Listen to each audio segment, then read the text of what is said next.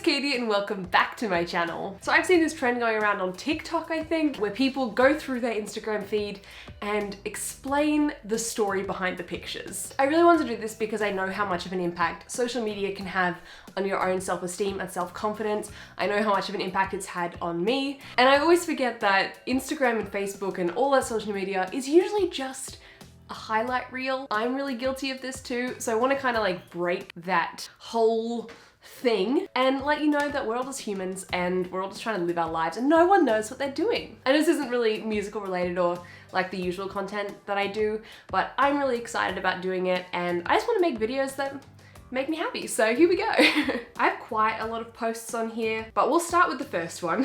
The reason I want to explain this one is because it came from when my mum and I used to try and take my own headshots. When I was trying to get into acting, obviously you need a headshot, and I did not have much money and headshots are really expensive, so we would put up a sheet in the office downstairs and would just take our own photos. This is obviously not a headshot, but it was part of that photo shoot for the day. And honestly, it's still cute. Also, I remember it got over 100 likes and that was the first that I'd ever gotten that was over 100 likes and it made me really excited. See, this is what I mean, numbers, they get into your head. Here's one where this was just before my family and I went on the Great North Walk. We didn't do the whole thing, but we did about 30 to 40 kilometers. I can't remember, somewhere in between there. If you don't know, the Great North Walk is a walk from Sydney to Newcastle. It's a long walk, it's this many kilometers, and I look like I'm happy and excited, but I guarantee I was not. I know it's a shock because I probably don't give off that vibe, but I'm not really like a hike person or a walking and camping person. I know.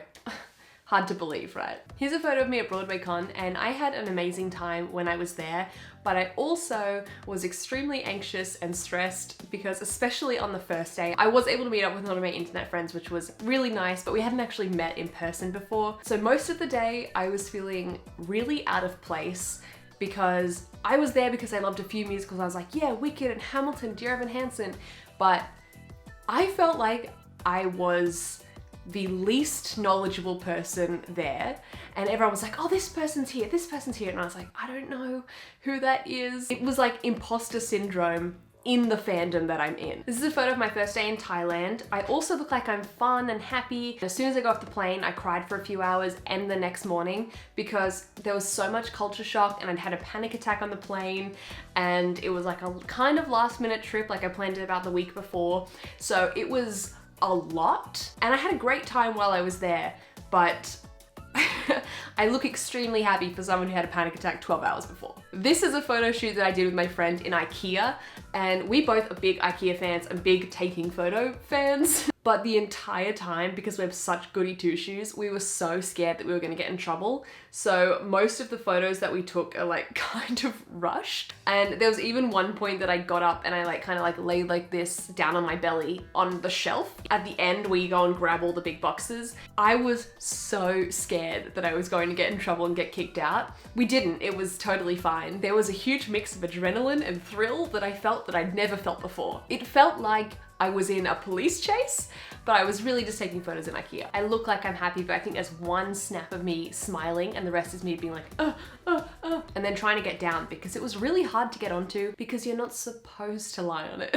Here's some self-timer pics that I took of myself. It was a really hot day in September and I just decided to walk around my neighborhood and bring my camera with me, and it was really embarrassing because I had to set up a little tripod just like in the middle of the road or the pathway, and then I'd like look around frantically being like, who's here, who's here? And if someone was a minimum of like 400 meters away, then I would kind of put it on timer and pose. There would so often be people just walking around the corner, just looking at me with a little camera, taking photos of myself, and it's literally my worst nightmare.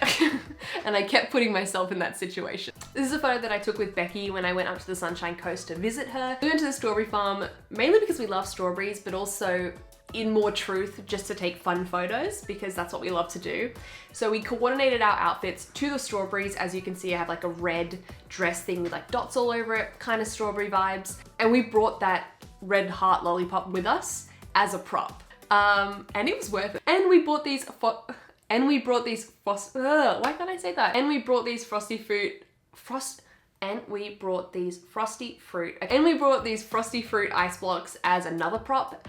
And once again, I think we nailed it. I love this whole vibe. It reminds me of like a fun magazine cover that I would have seen when like Dolly magazine and Girlfriend magazine were out. As you can see, the ice block comes back in this other photo. Okay, this is one of the photos that actually inspired this whole video. This was at the start of 2020 in January when I dyed my hair pink. For a long time, I wanted to have pink in my hair, like pink highlights. You might have seen the vlog where I talked about wanting to get pink hair, but there may have been a breakdown in communication with the hairdresser because all of a sudden my whole hair was pink instead of it just being like pink highlights. This photo was taken about an hour or two after I got my hair done, and Becky and I went to the grounds of Alexandria to just take some photos, have some fun. I hated the hair. I felt so uncomfortable. You can't tell from this photo. I look like I'm really excited, but I hated it so much.